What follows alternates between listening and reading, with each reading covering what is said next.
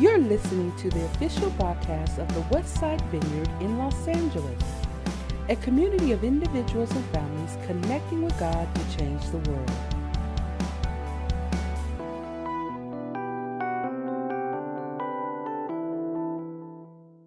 We're continuing kind of a focus as we gather on Sundays of engaging the voice by which we believe God speaks to us, but particularly through a portion of the scriptures that are referred to as the minor prophets.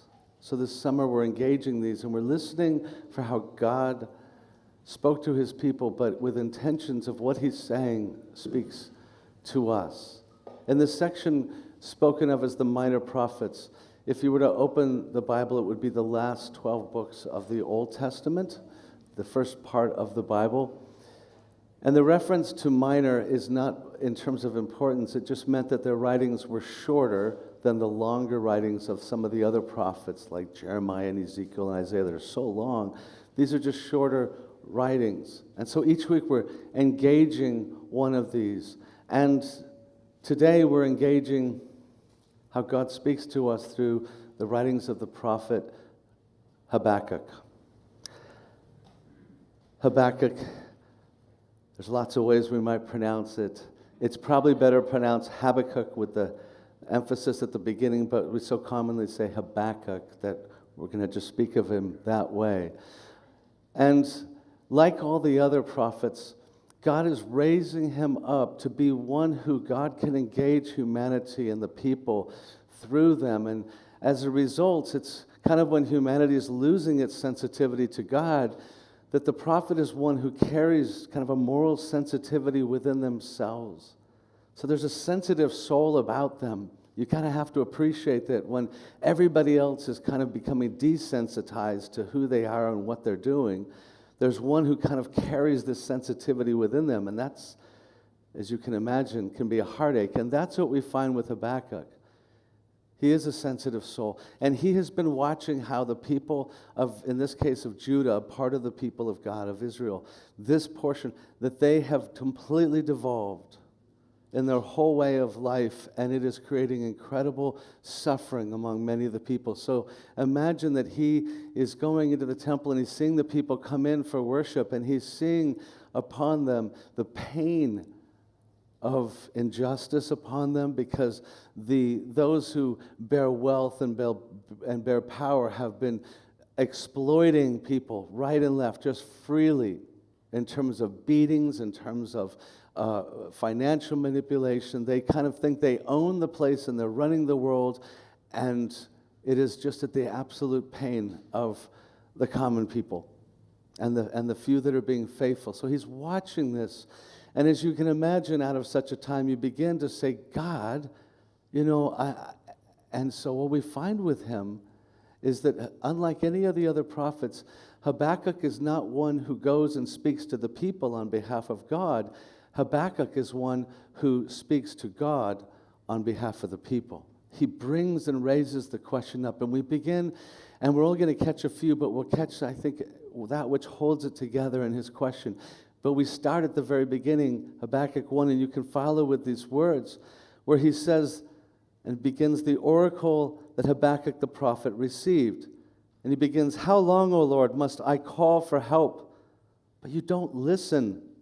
Or cry out to you violence, but you do not save? Why do you make me look at injustice? Why do you tolerate wrong? Destruction and violence are before me. There is strife and conflict abounds. Therefore the law is paralyzed and justice never prevails. The wicked hem in the righteous so that justice is perverted. In those words, you hear this turmoil of what he's been watching. And for him, he realizes that God is a God who has come to actually bring to humanity a sense of order of how we can live. That's what the law is. That God has said, hey, now that you're free from the rulers of this earth, be my people, and I will guide you how to live. And if you live right, you will live with peace with God, live with peace with each other. He gives them this sense But now none of that is flowing among them. They're not experiencing peace or shalom within themselves or among themselves. They're the opposite of peace. They're watching just the tyranny of some upon others, abuse everywhere. And so he reaches this point in which he calls out, why? And how long? Why is this happening, and how long until you act upon this? And I don't know how those words hit you, but I would imagine that for most of us, unless we're very, very young, those words strike at something within us. They strike at some element in which our experience with life will involve some point in life in which we find ourselves saying, why? I don't understand this. I don't understand how this could be happening and how God has not acted yet in response to it. I have prayed. Why? Why, God? Why do people, are they allowed to fly planes into buildings that are full of people and lead to their death? Why the atrocities of war? Why cancer? Why this for someone so young? Why this for someone who honors you, God, and they seem to be suffering and allowed to suffer in the midst of their lives, which honors you, and there's people who I see their lives don't honor you, and they seem to be flourishing. Why? Why someone within our own community in just the last 2 weeks? A remarkable friend and mother and grandmother and daughter suffering from a brain aneurysm. Why? And you have your own why. We all have our own. Somewhere you could fill in that you might have reached a point where you go, there's some things I don't get. I don't understand. And that's the place that he's coming to. I don't get it. And some would suggest that it's at these points that this is the very reason, the basis for not believing in God altogether. You know what? If this is the way the world works, there can't be a God. But if one steps back from that for a little minute and looks at that, the truth is, the very cry for something being unfair means that it carries with it the premise that there is such a thing as fair and unfair. That the world has meaning to it, or else you can't even say that something is wrong. The truth is that if we have merely just a natural, materialistic world in which everything is just kind of a random fluke just floating among us, then it might give you freedom to say, I'm going to lead my own life because there's no moral order to this. But the truth is you have to give up the cry that anything's wrong because you have no basis for it. The truth is that for one to say, I don't believe in God, then the events of 9/11 were just really a remarkable movement of molecules. That's all. And if you say, no, it was much worse, it was a bad thing. Well, as soon as you say that, you're going to give meaning. So you can't have both. There's either no meaning or there's meaning. So if something says there's something wrong, it's got to have a basis, some point out there. And that is the challenge for those who say, no, I believe in God. I have a basis for it. I believe that there is a source to life. I believe that personhood begets personhood, life begets life, and my life was from another source of life, that there is a source to all this out there. I've begun to know that God, and so therefore I have this challenge. I have questions. Because I do believe I have these questions and I'm wrestling with them. I'm wrestling with what I don't understand about a God who I believe is the source and somehow in control. And I've even prayed and there's not necessarily an answer, and that's what we wrestle with. And that's Habakkuk. He brings this to bear right in front of us. And I hope, like me, you're kind of going, he's a little bold. He really put it out there. He's really willing to put these questions to God, and God says yes. And now we hear God's response. It doesn't necessarily get easier right away. We hear God's response as we pick up in verse 5. And God says, look at the nations. Look at the nations and watch. He's like, yeah, I've been doing that. It's horrible what I see my own people doing. And be utterly amazed, for I am going to do something in your days that you would not believe. Now you can imagine Habakkuk's going, oh my gosh. His heart rate's rising. He's kind of excited that God's finally responding. He's going to do something I wouldn't believe. Oh my gosh, even if you were told, I am raising up the Babylonians, the ruthless and impetuous people who sweep across the whole earth to seize dwelling places not their own. They are a feared and dreaded people. They are a law to themselves and promote their own honor. And he goes on to just expand upon how horrible and offensive these people are. In verse 11 he says, Then they sweep past like the wind and go on. Guilty men whose own strength is their God. So he's saying to Habakkuk, Habakkuk wanted an answer, and now he gets one, but I don't think he likes what he's getting. The answer, and you can imagine he's sitting there kind of stunned at this point, like, what do I make of this? Because what God's essentially saying is that the people of Judah, his own people, they have given themselves to violence, injustice, brutality, and what are they going to suffer by? The very thing they've put their trust in. If you put your trust in power and might and violence to rule, there'll be somebody who comes and rules you. And I'm bringing in what you know to be worse. And Habakkuk knows this. He even later says, they're worse than my own people. The very wrong I want you to right, you're going to use somebody who's worse to right that? And God says, yeah.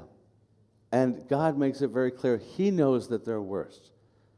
He knows that they're worse. And he's saying, though, because they've entrusted themselves to this way of life, then that will ultimately lead to destruction. Evil will bring its own destruction upon it. And this is what God begins to share and tell Habakkuk. And this is overwhelming for him. So Habakkuk raises even more questions like, I don't get why you would use them. And he says, we read in chapter 2, verse 1, it says, Now I will stand and I will watch and station myself at the ramparts. He's speaking metaphorically here. I will look to see what he will say to me and what answer I am to give to this complaint. And then in verse 2, it picks up with God's response. Then the Lord replied, Write down the revelation and make it plain on tablets so that a herald may run with it. For the revelation awaits an appointed time. It speaks of the end and will not prove false. Though it linger, wait for it. It will certainly come and will not delay. See, and he's speaking here of Babylon, these people are puffed up. I recognize that. His desires, their desires, are not upright. So destruction will come upon that. But the righteous will live by their faith. He says to him here, I want you to get this down. This is what's going to be very important for you. I want you to mark it because it's going to be something you have to solidify within yourselves and within the people to be able to live well. You have to understand, I am going to act. That I do understand that which is seeking its own glory, these people, they will fall. The glory of humankind will not be that which continues. And I get that. But I will come act. But there will be a remnant. There will be those, the righteous, who live by faith. And so he's telling him to kind of understand there will be judgment, there will be mercy. And I want you to understand kind of how this works. And just in case that you don't think that I really understand how bad these people are, God also goes on at this point to just explain more and more about how offensive the Babylonians are. So I think he's kind of saying to Habakkuk, you've told me how bad they are in your last complaint. I get that. Now let me just let you know something. Here's my version of how bad they are. And it tops Habakkuk's. And he basically says, you don't understand how I see evil, and it's worse. Just like we might say, God, don't you understand something? And God says, really? You want to understand how I understand it? And then he says, it's much worse. It's more offensive to me than to you. Well, they hurt people. They're hurting God's child. So a lot of times what we're trying to say, I've got to convince you to know that this is wrong.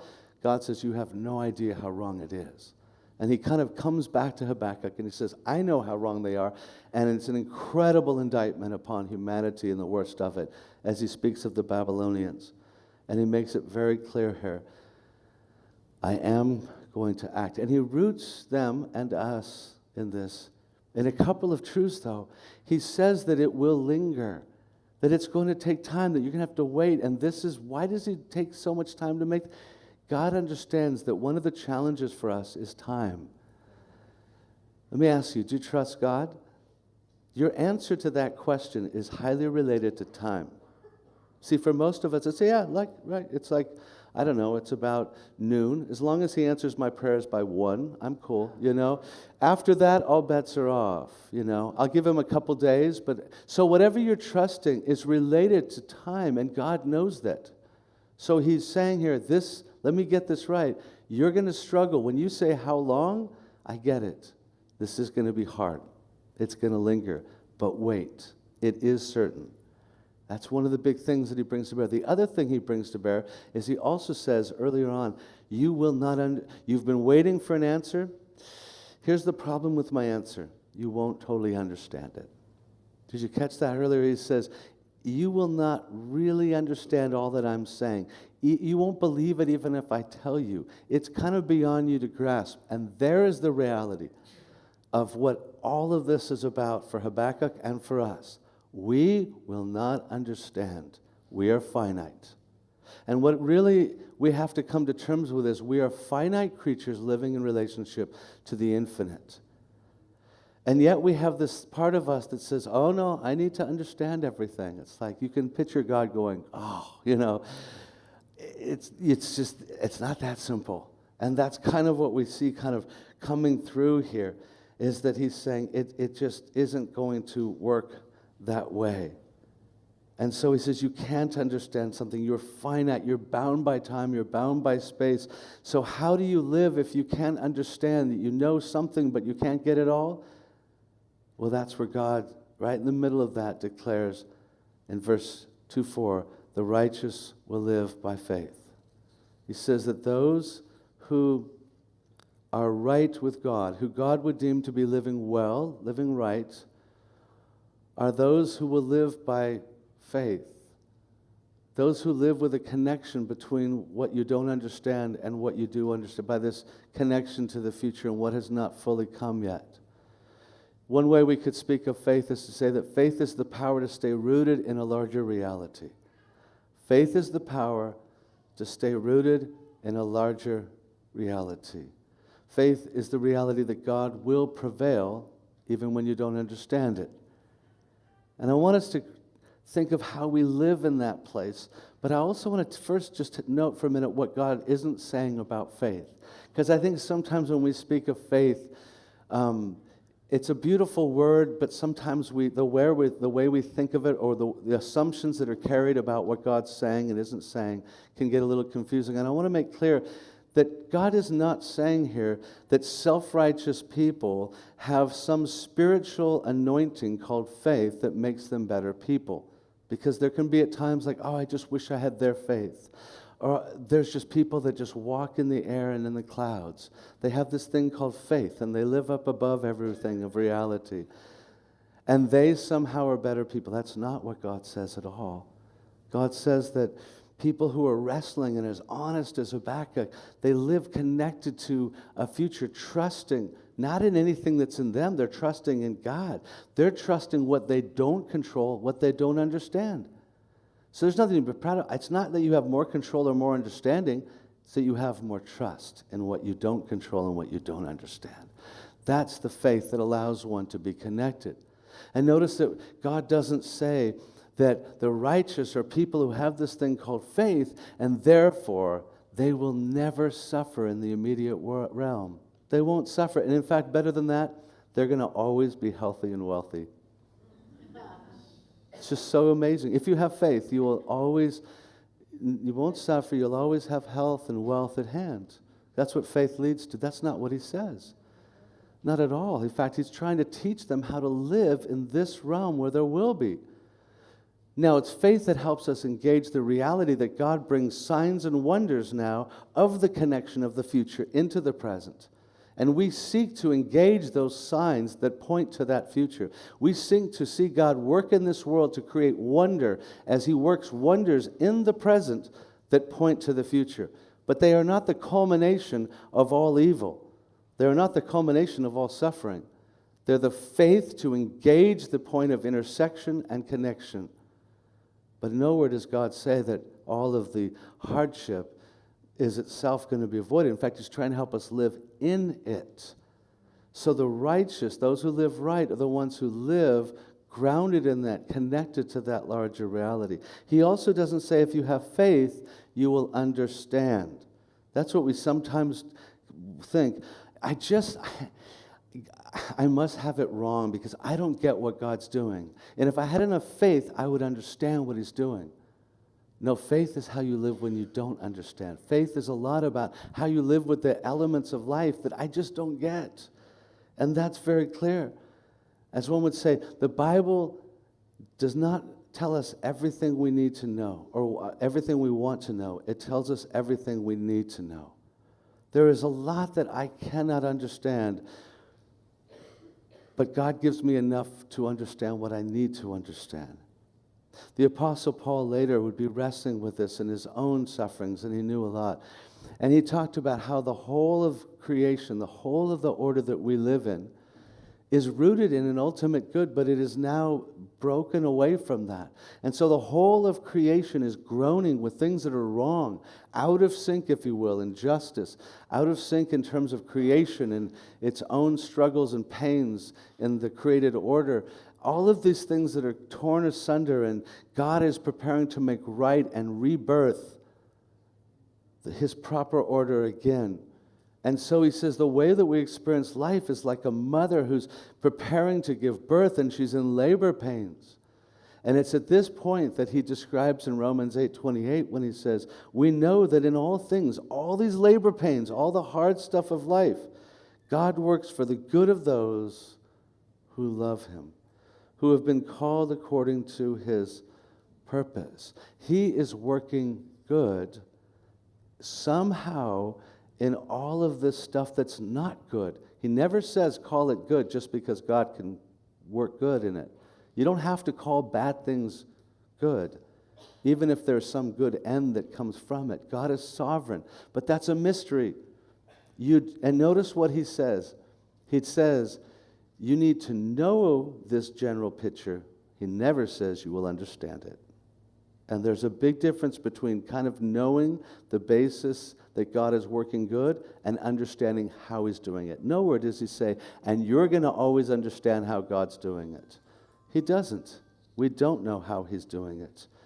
And so the question is then, how do we live beyond understanding? It's faith beyond understanding. And the essence is that we are the finite living in relationship to the infinite. And that is hard for us. It's hard for us to live as people who don't understand everything, who accept that we're finite beings, because more than any time in history, we are a people who, as I've mentioned, are so enamored with our knowledge. Human knowledge, we're just like, it's amazing. We can figure out anything. We can fix anything. We have pretty much now know all reality. You can almost feel like God's going, oh gosh, how do I work with you? Well, we're arguing, did God create the world this way, or, is there evolution? And you can almost picture God going, I'd be glad to explain it to you, and you want me to tell you all about how atoms and molecules come together, but those are just words you made up. It is so beyond you to think that I need to explain something. You've lost your sense of being finite. You've just fundamentally lost your sense that you are finite. You really act as if you're infinite, that you know all things, that you can master all things, that you control all things. And there might lie our biggest dilemma. There is what he's helping us to overcome, is this. It's like a child with a parent, the young child, they start to kind of look at the world, they gain some speech, and their favorite word is, why? Why? And you're like, here we go. Why is that happening? Why do I need to do that? Why can't I do that? Can I have another? Why can't I have another? And the parent's like going crazy, and they're trying to explain it. But what is the parent? Finally hits a point where they're like, just trust me. Because no matter what I say, your capacity is limited as a child, as a 5-year-old, to understand the things that I would have to explain for you to understand. It's not within your capacity. You don't know why that street has cars and they can kill you. Just trust me, they can, And if we have to get into the whole thing of momentum and weight and inertia, it's just not worth it. Just trust me. how much more do we find the difference between your mind and the infinite of God is way more different than a 5-year-old and an adult.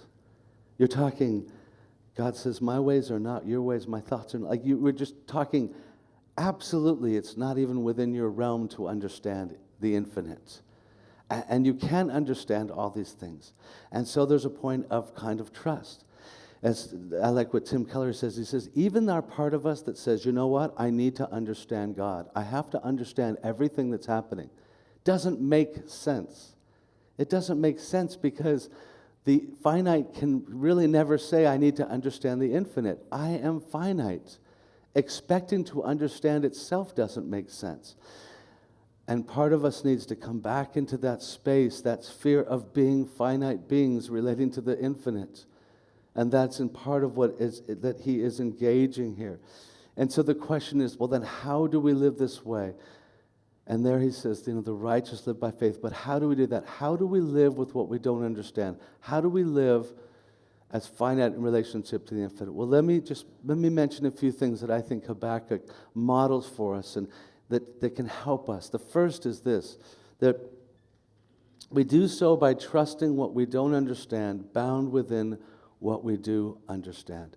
There will always be that which we don't understand, and I have to trust that. But it's not blind faith. It's not like, I don't know, I haven't a clue. I have no reason to understand anything about what God's doing. No, God's revealed some things, and I have a basis on which to trust the part I don't understand because there's some things I do understand, and that's the basis for it. That's why Habakkuk, you see, was one who very clearly looked at the history, looked at what God had already done. And he bases his trust that starts to grow in him based on that. He says later, God, I know the deeds that you've done. And he's looking at that, just as you and I have to say, look, we have some basis. I don't know what your basis are, but just take it at the rawest point of where you are in your life. You exist. That's a good starting point.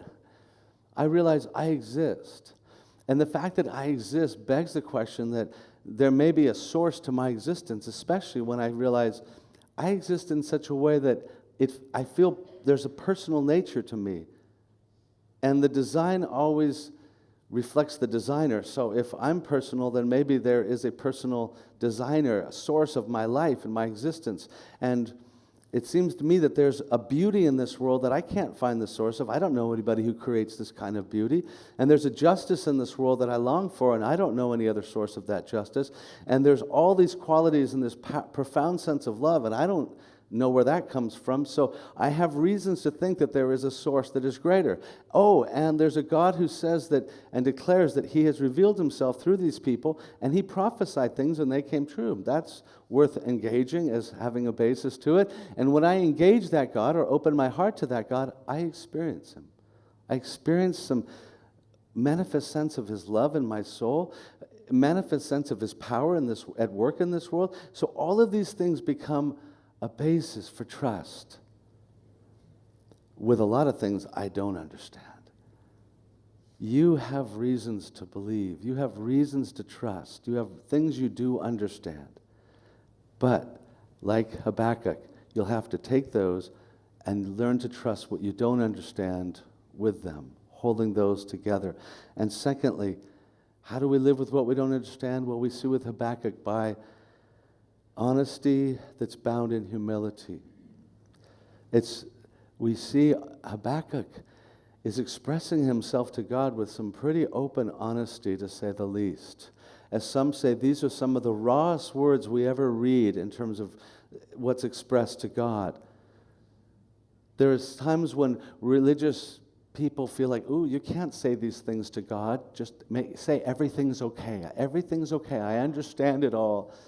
There's no religious kind of false sense here. He is incredibly intellectually and emotionally honest. Let me just say that again. Habakkuk is incredibly emotionally honest, intellectually honest. I don't understand, and I am going to live authentically with you, God, so I'm going to express what I don't understand. That is sheer honesty. And here's what's notable. You get it here, you hear it through the Psalms, And we're all like, is it okay to say that to God? Is it okay to be that real?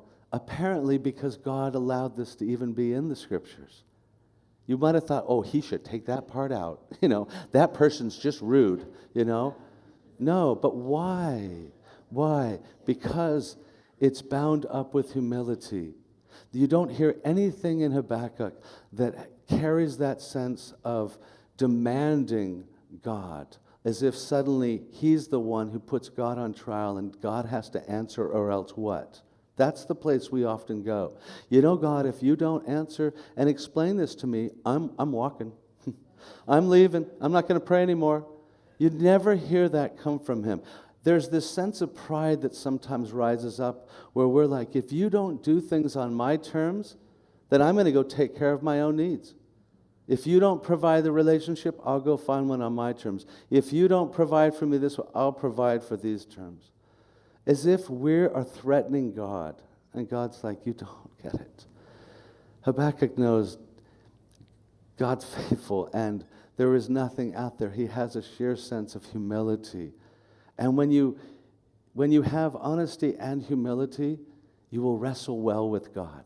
But you have to hold both of those together, and that's what we see within him.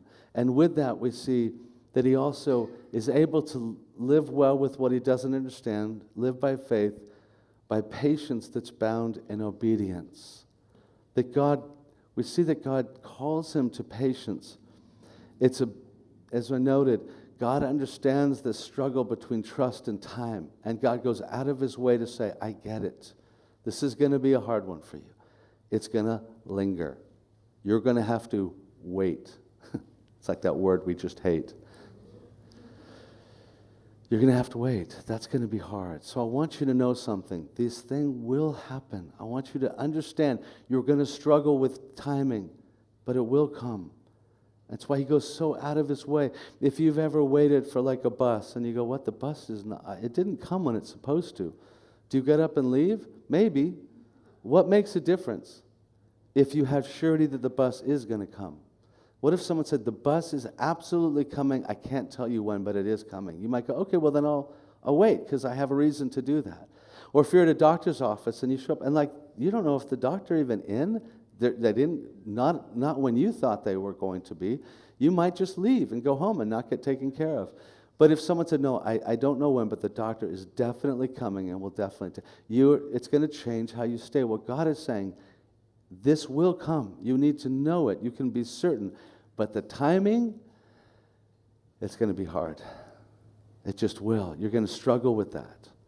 And so God seems to talk to him about patience. And what we see is that Habakkuk responds with patience, with waiting, but there's an activeness to it. The patience is not a passive thing. Well, okay, I'm just going to be pissed off. I'm just going to be chafing at the bit, saying, okay, God, when? He doesn't live in that state. Some of us can get that state. No, there's an activeness to what he does. Listen to what he said before when he describes how he makes his case and he says, I will stand at my watch and station myself on the ramparts. He's describing how he is going to go to that place and faithfully look and engage himself with what? With perspective. What are the ramparts? Many translations just say towers. What are the towers of a city? Because he's speaking kind of metaphorically, symbolically here. What are the towers for?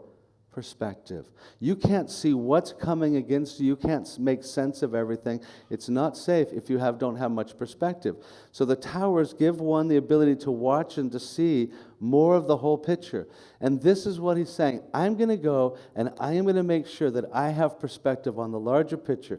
Will I understand it? No, but I'll understand more. I'm going to make sure that whatever God has shown me about the larger picture, I'm going to engage my mind with.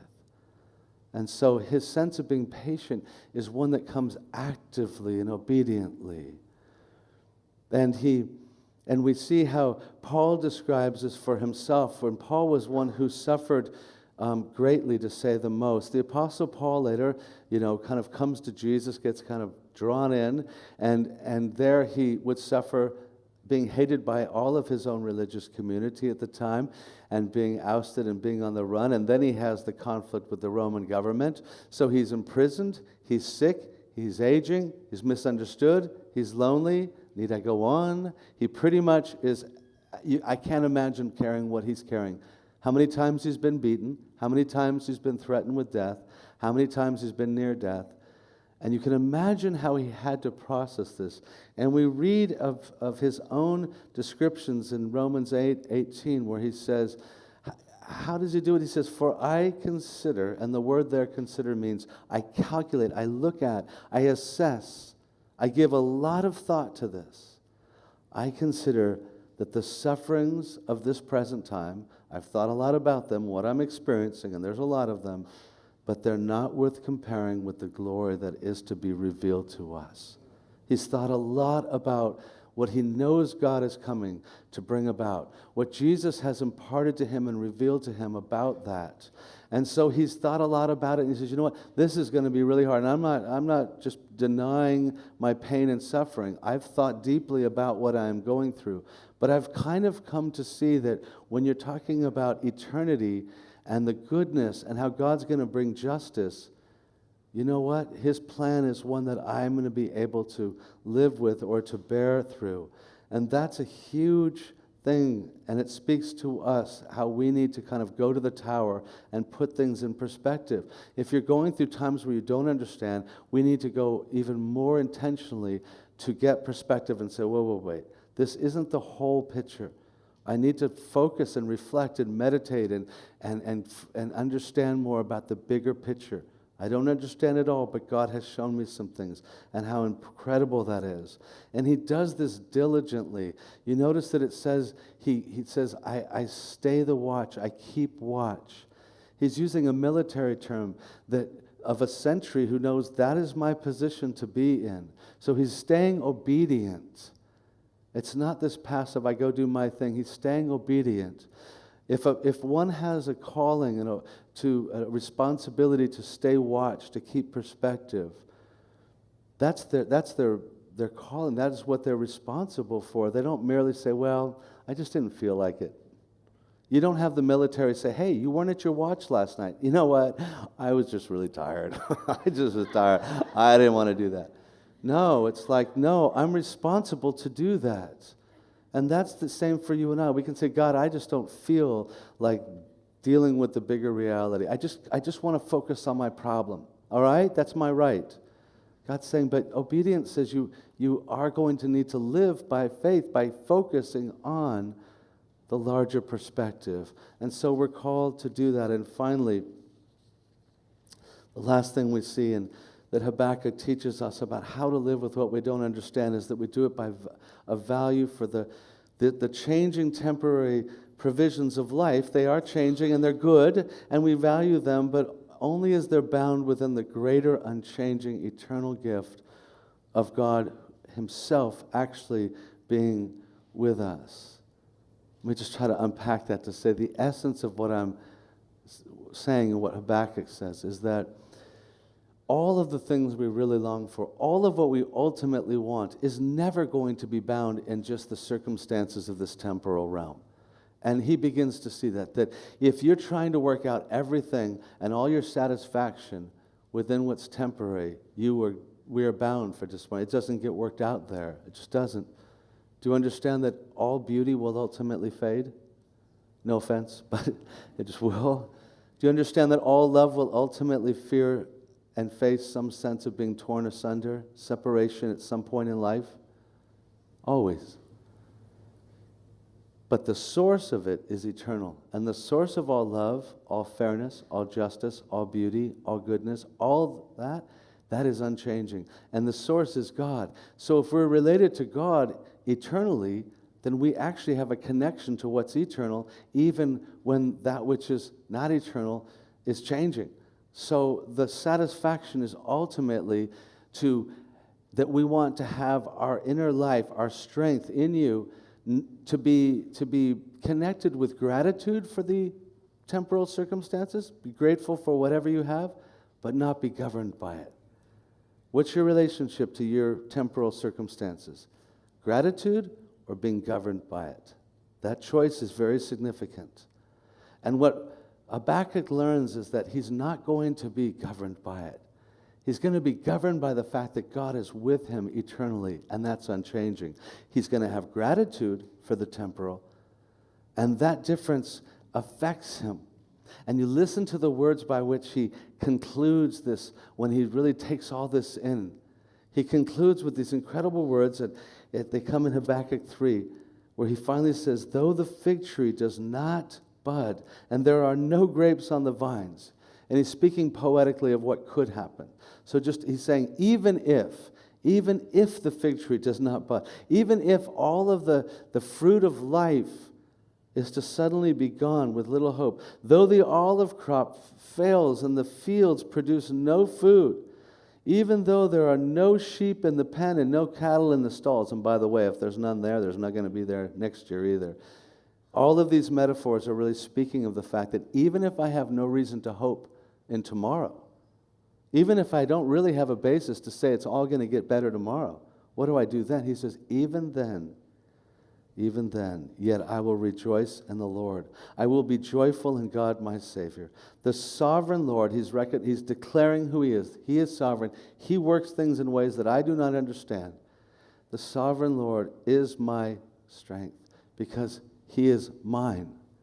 He is mine. He is in my life, and he remains my strength. He makes my feet like the feet of a deer. He enables me to go on the heights, to be able to rise above those circumstances. Habakkuk affirmed that even if everything seems out, that God was with him, and that something cannot change when that is true. And that is the place that we're invited to, when we're invited to know that the righteous live by faith. This is what is picked up on and understood. Oh my, all of this is ultimately fulfilled in Christ. Because there, God comes to the violent world, and he says the world is violent. In fact, it's so violent it will crucify even me. And I will bring judgment to the violent world. But when I do, I will actually provide a way to stay connected. Everything that Habakkuk pointed to was what God was ultimately going to do. I will confront the violence of this world, and I will also allow there to be a connection by which right people, the people God deems right, not self-righteous, but who God deems right, will be people who live with that connection, live in that larger reality. How? Because God will come and be with them. Not just his good gifts, he himself. So much of our sense of life is how much God's giving you, how much God's gifts are flowing for you, how good is it going. The ultimate good is God himself. And he says, trust me, I am with you. And that is when God comes in himself, in Christ. He says, I'm going to come meet you. I'm going to come incarnate among you. I will give myself to this world. God, nobody saw that coming. I will give myself to this world. And I will bear your separation on that cross. I will bear your cost of sin and shame and separation, and I will have given myself to you. And when you have me, hold on to me. And Jesus said just that. In this world you will have troubles. But take good cheer, I have overcome the world. He's like a deposit for us to live in, but it gets better. He said, but you know what? You'll have God, you'll have me, and what I've done to give myself to you if you give yourself to me. But if you do, I'm going to send my Spirit, and my Spirit will dwell within you. So if you give yourself to me, literally God gives himself by his Spirit into you to dwell in you. And the scriptures say that Spirit, why is it? Is a deposit for you to be able to be connected to the things to come, to what God's going to do. That is why it empowers us to live by faith. It connects us to what? The larger reality. What is faith? Faith is staying connected and rooted and centered in the larger reality in which God prevails. That is why Jesus is the roots of our faith.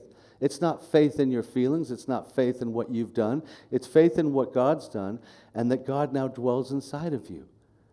And that is the message of what all of Habakkuk was grasping and now is fulfilled for us. Let's pray. Thank you for listening to the official broadcast of the Westside Vineyard in Los Angeles. Tune in for next week's message.